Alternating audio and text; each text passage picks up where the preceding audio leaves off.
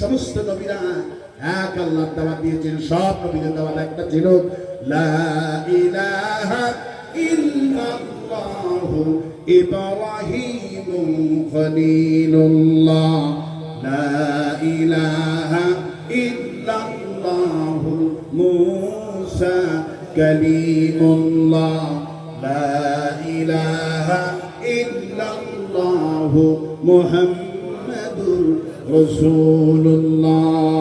সমস্ত নবীরা এক আল্লাহর দাওয়াত দিয়েছেন। ইমানের দাওয়াত কোথায় দিবেন, কিভাবে দিবেন, এই জন্য আল্লাহ পাক ঠিক যা জিজ্ঞাসছেন।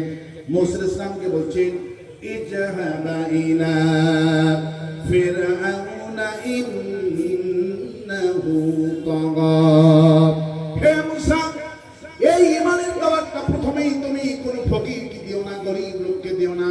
ইমানের দাওয়াতটা নিয়ে যাও ফিরআউনের পার্লামেন্টে। কারণ পার্লামেন্ট সদস্য যারা আছে 990 জন পার্লামেন্ট সদস্য, এরা সবাই তাগুত হয়ে গেছে। ফিরআউন শুদ্ধ সবাই তাগুত হয়ে গেছে। রাষ্ট্রীয় ক্ষমতা যাদের কাছে থাকে এদেরকেই তাগুত বলা হয়। রাষ্ট্রীয় ক্ষমতা ছাড়া তাগুতি শক্তি অর্জন করা যায় না। এই জন্য আল্লাহ পাক ইমানের প্রথম দাওয়াতটাই টার্গেট করলেন ফিরআউনের পার্লামেন্টকে। এখন আল্লাহ পাক যখন বলছেন ইমানের দাওয়াত, কালিমার দাওয়াত প্রথমেই নিয়ে যাও, ইযহাবা ইলা ফিরআউন, ফিরআউনের পার্লামেন্টে দৌড় মারো। মুসা আলাইহিস সালাম এক সেকেন্ড দেরি করলেন না, ফিরআউনের পার্লামেন্টে রওনা করলেন। গোয়েন্দা বাহিনী রিপোর্ট করলো ফিরআউনের দরবারে মুসা আসতেছে।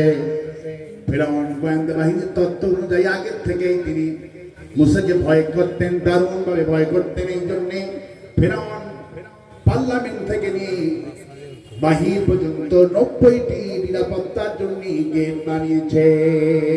ইবনে আব্বাস রাদিয়াল্লাহু তাআলা বলেন, ফিরআউন ভয়ের চুটি নিরাপত্তার চাদরে 90টি গেট বানালো। একজন মন্ত্রী বলছেন, আচ্ছা তুমি এতগুলি দরজা বানাচ্ছ কেন?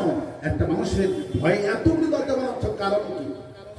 ফিরআউন বলল, কারণ হলো এই মুসা আলাইহিস সালামের বয়স যখন 2.5 দিন ছিল, আমার স্ত্রী আসিয়া তারে কোলে করে নিল, আদর করলো।